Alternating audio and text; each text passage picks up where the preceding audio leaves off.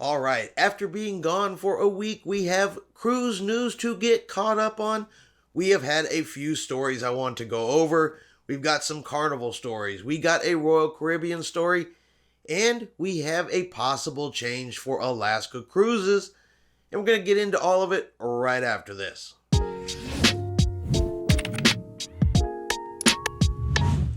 Chris here with High Seas Cruising, and welcome to today's video. Alright, we got some cruise ships that have started sailing here over the last week. So last Sunday on September the 12th, the Carnival Pride has set sail from Baltimore on a 7-day cruise to the Bahamas. We're thrilled to be back in Baltimore, providing our guests with the relaxing vacation they have been so patiently waiting for, but also supporting the local economy and offering our crew members an opportunity to support their families back home, said Christine Duffy, president of Carnival Cruise Lines. Now, in November, the Carnival Legend is going to replace the Carnival Pride when the Carnival Pride moves down to Tampa, Florida. Yesterday, on September the 19th, both the Carnival Glory and the Carnival Dream also resumed sailing. The Carnival Glory resumed sailing from New Orleans, while the Carnival Dream resumed sailing from Galveston, Texas,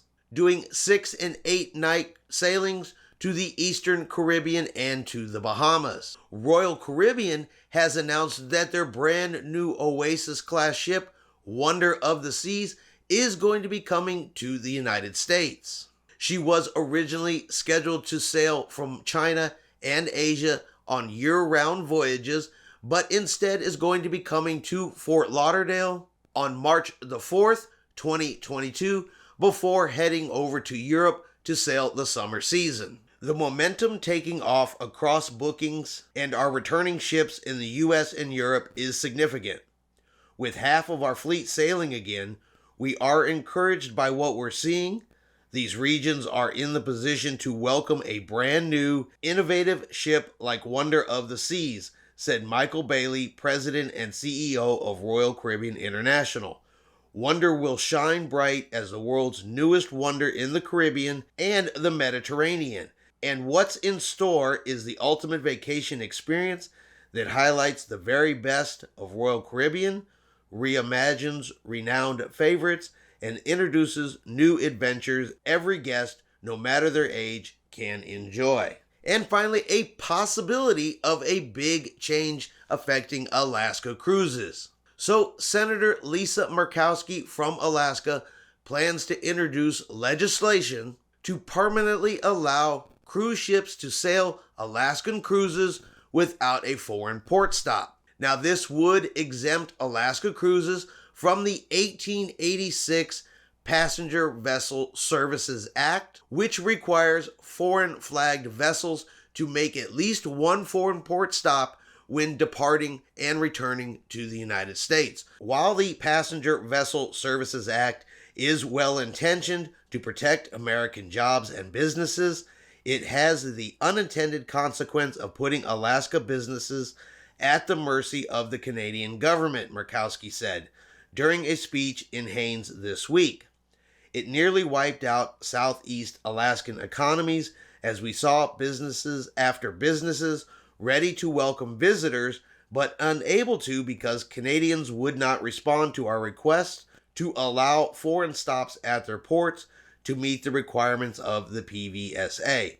We cannot let that happen again. Murkowski stated this would exempt cruise lines carrying more than 1,000 passengers from the Passenger Vessel Services Act, at least until there is a U.S.-built cruise lines carrying more than 1,000 passengers. We do not want to compete with the U.S. shipbuilders. That's why this legislation ends once there is an American market, she said. Bottom line, we need to reform the Passenger Vessel Services Act so that Alaskans' ability to engage in commerce isn't derailed by the government of another country. So, what do y'all think? Do you think making a permanent change to the Passenger Vessel Services Act is a good idea or a bad idea? Is the ability for cruise lines to skip Canadian ports a good idea or a bad idea?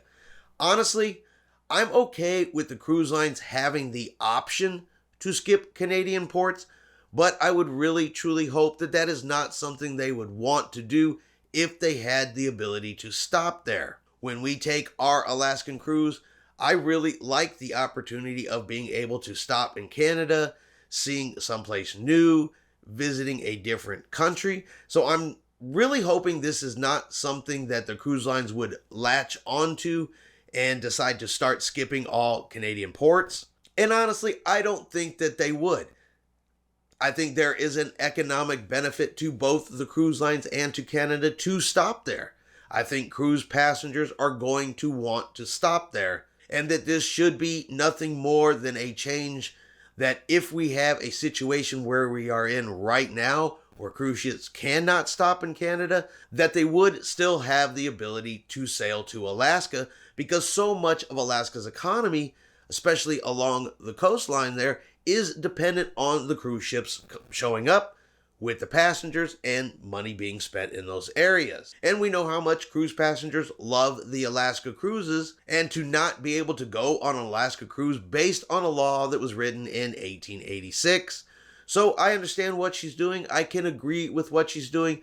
I just still want Canadian ports to be available when Canada once again allows that to happen, which they said they are going to be doing. They are currently intending to open up their cruise ports and should be included in next year's Alaskan itineraries. But we'll see what happens. We'll see if this bill even gets any traction. But let me know in the comments below, what do y'all think about this? Is it a good idea or is it a bad idea? Alright, hope you guys have enjoyed this cruise news video. If you have, do me a favor, give it a thumbs up. Have yourselves a great day, and we will see you out on the high seas.